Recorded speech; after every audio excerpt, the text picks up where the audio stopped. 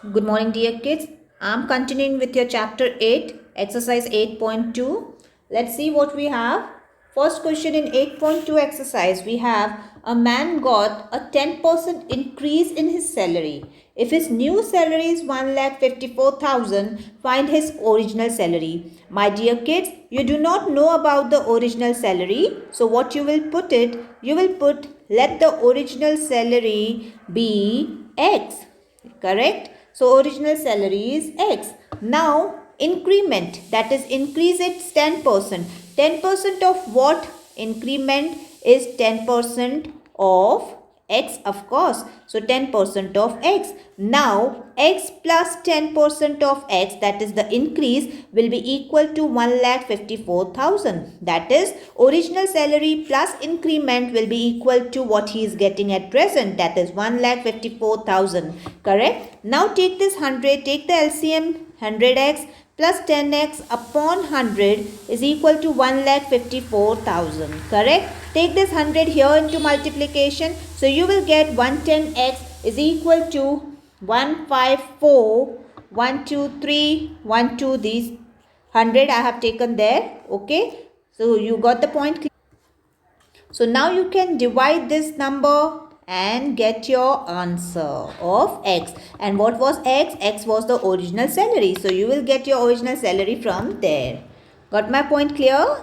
Next we have on Sunday 845 people went to the zoo. On Monday only 169 people went. What is the percent decrease in the people visiting the zoo? Now what is the percentage decrease? कभी भी आपको अगर percentage decrease find करना है तो it should be decrease upon total, or you can call original, rather than total you can call original into 100. तो कितना decrease हुआ है? तो पहले 845 जा रहे थे, अब सिर्फ 169 जा रहे हैं. ओरिजिनल क्या है? 845 जा रहे थे into 100. That will be the percentage decrease. Got my point clear? So you have to subtract 845 and 169. You will get 676 into 100 upon 845. When you solve this, whatever you will be getting will be the percentage decrease in the number of people visiting zoo. Next you have a shopkeeper buys 80 articles for rupees 2400. My dear kids, 80 articles for 2400. So per article CP will be 2400 upon 80. Got my point clear? That will be 30 rupees. Perfect. And sells them at a profit of 16%. अब 16% profit आपको किसके ऊपर लगाना है? तो naturally profit percent हमेशा CP पे होता है. तो profit percent is always profit upon CP into 100. That is the profit percent. Correct? Profit percent is given to you as 16. Profit we do not have. We will find it. CP we have 30 into 100. So from here this calculation what you will be getting will be the profit. Okay my dear kids, will be the profit. Now they have asked you to find the selling price of an article. तो cost price में जब हम profit add करते हैं तो हमारे पास SP आ जाता है. Cost price was 30 and now you are adding 4.8 as profit. So together 34.80 will be your selling price. Problem number 4, which goes something like this. The cost of an article was 15,500. Rupees 450 was spent on its repair. If it's sold for profit of 15%, find the selling price. अब original cost price क्या था? तो original CP था 15,500 plus आपने उसके ऊपर 450 repairing cost आया है. सो आप रिपेयरिंग कॉस्ट या जो भी आप उसके ऊपर खर्चा करते हो that is added. So that will be 15,950 the total CP. Now आपको बोला गया है दैट प्रॉफिट परसेंट इज 15%. और मैंने कहा था प्रॉफिट परसेंट का फॉर्मूला है profit percent is equal to profit upon CP into 100. Profit percent 15 दिया हुआ है, प्रॉफिट आपको फाइंड करना है. सीपी आपके पास 15,950 है. Don't take original CP now. Once you have added the repairs and other cost or expenses on your original CP, the new CP should be considered in all the calculations. Clear my dear kids?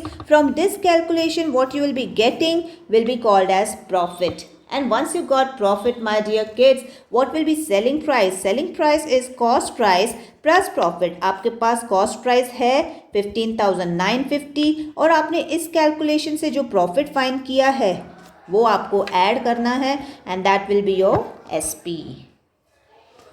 Next is a VCR and a TV were bought for rupees 8,000 each. The shopkeeper made a loss of 4% on VCR. तो VCR लिया और क्या लिया है?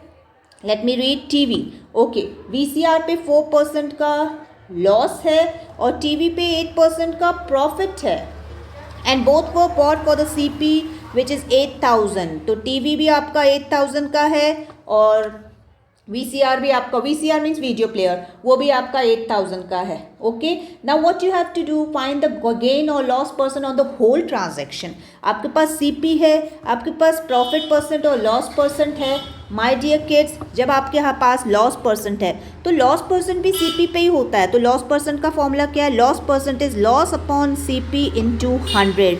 आपके पास loss percent 4 है, loss आपको find करना है. CP आपके पास 8,000 है इंटू 100. जब आप इसकी कैलकुलेशन करोगे तो जो आपको आंसर आएगा that will be the loss. आपके हाथ में VCR का CP है, आपके हाथ में VCR का लॉस है. Getting my point? तो इसको आप ऐड करोगे CP प्लस लॉस तो you will gate selling price of VCR.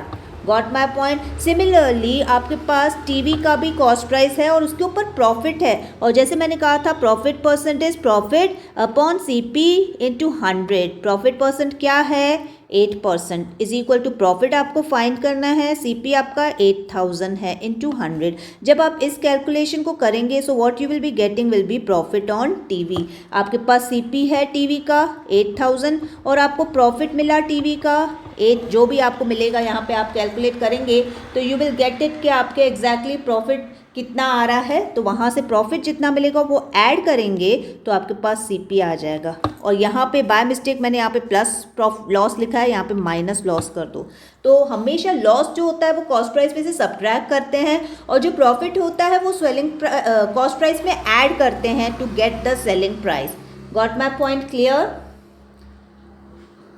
Okay kids, are you getting the things clear? So once you get SP of this, okay kids, तो थोड़ा सा calculation भी मैं आपको बता देती हूँ. आपका लॉस VCR पे 320 आने वाला है और आपका प्रॉफिट आने वाला है 640.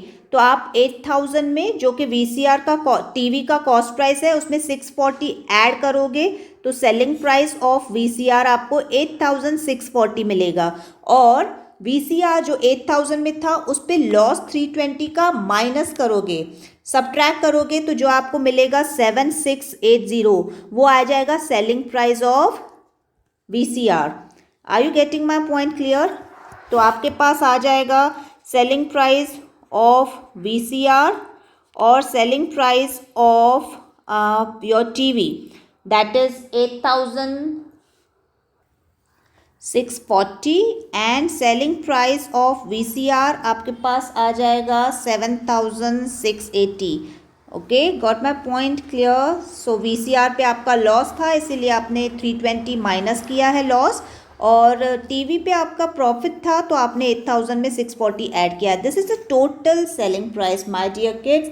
सो when you will add them you will notice that you are getting addition of total CP you are getting 16,320. so this is your total SP selling price, दोनों का सेलिंग प्राइस मिला के. और अगर आपको याद हो तो दोनों का कॉस्ट प्राइस जो था VCR का भी कॉस्ट प्राइस 8,000 था और कॉस्ट प्राइस ऑफ TV भी 8,000 था. Correct? So that was total cost price was 16,000. Total CP was 16,000. Now what you can notice is selling price is more than cost price. So whenever you have selling price more than cost price, then in that case you are earning a profit. Is that clear? So what does the question ask? Question asks find the gain or loss percent on the whole transaction. तो आपको पहले से profit आपको पता चल गया कि profit है तो प्रॉफिट कैसे फाइंड करेंगे? तो SP माइनस CP से आपको आ जाएगा प्रॉफिट. ओके, तो आप क्या करोगे? 16,320 माइनस 16,000 मतलब 320 का आपको पूरे ट्रांजैक्शन VCR और TV को मिला के पूरे ट्रांजैक्शन में आपको 320 रुपीज़ का प्रॉफिट है, करेक्ट। और अगर इसका परसेंटेज निकालना है तो कैसे फाइंड करेंगे, मैंने आपको बताया था profit percent is equal to profit upon CP into 100। Profit percent आपको फाइंड करना है। प्रॉफिट आपका 320 आया है पूरे ट्रांजैक्शन में, पूरे ट्रांजैक्शन का CP आपका 16,000 है इंटू 100। जब आप ये करेंगे तो you will notice, you will get what my dear kids, 2% as the profit on the overall transaction, whole transaction. Got my point clear, kids? Okay, great. Let's jump on to next. During a sale, shop offered a discount of 10% on the mark price of all the items. तो 10% discount मिला है, discount हमेशा subtract होता है. What would a customer have to pay for a pair of jeans marked at 1450 and 2 shirts 850? अभी वो 1450 का jeans ले रहा है, so I will write cost price of jeans, marked price of jeans, and 850 he is buying 2 shirts, so shirts का total will be 850 into 2, that will come up to 1700. Okay, तो jeans 1450 की और 1700 की shirts, तो total mark price उसका आ रहा है 1700 plus 1450, that will be 3150 my dear kids. अब आपको डिस्काउंट देना है, तो डिस्काउंट किसके ऊपर आएगा, तो डिस्काउंट आपको मिलेगा 3150 पे, मार्क प्राइस पे. Discount is always on mark price. Got my point clear. तो अब क्या करेंगे, डिस्काउंट कितना है 10%, तो discount is equal to 10% on marked price, total mark price. So 10% off 3150, so that will be 315. So आपको डिस्काउंट कितना मिला है 315. अब डिस्काउंट हमेशा मार्क प्राइस से माइनस कर देना, तो आपको सेलिंग प्राइस मिलेगा. So what is selling price, selling price is mark price minus discount. तो मार्क प्राइस क्या है 3150 और डिस्काउंट क्या है 315. सो when you subtract this, what you will be getting will be the selling price. ठीक है, जो कस्टमर को पे करना पड़ेगा. Got my point. Next I have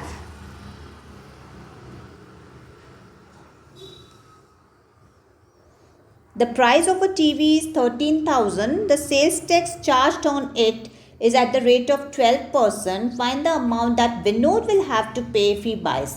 अब 12% आपका रेट ऑफ सेल्स टैक्स है, तो टैक्स तो आपको पे करना पड़ेगा. तो आपका टैक्स किसके ऊपर होगा, तो जितना प्राइस ऑफ टीवी है, सो प्राइस ऑफ टीवी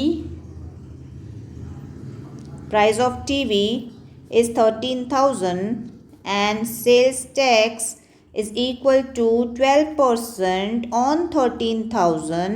तो आपको 12% सेल्स टैक्स निकालना है, और टैक्स हमेशा ऐड करते हैं, तो टोटल अमाउंट जो विनोद को पे करना पड़ेगा दैट विल बी 13,000 प्लस ये वाला tax. Got my point clear. Okay, great. Next is Arun bought a pair of skates at a sale where the discount given was 20%. If the amount he pays is 1600, find the mark price. Now mark price नहीं दिया हुआ है, तो mark price is X, उसको discount मिल रहा है 20%. 20% discount मिल रहा है and selling price is given as 1600. Got my point clear? Now discount percent is always on mark price. Remember this. So discount percent is equal to discount upon mark price into 100. Okay. So now you don't have mark price, you don't have discount, you have discount percent. तो यहाँ पे 20% is equal to discount आपके पास नहीं है, mark price आपने X रखा है into 100. तो डिस्काउंट आ गया आपके पास 20x upon 100, that is 1/5x.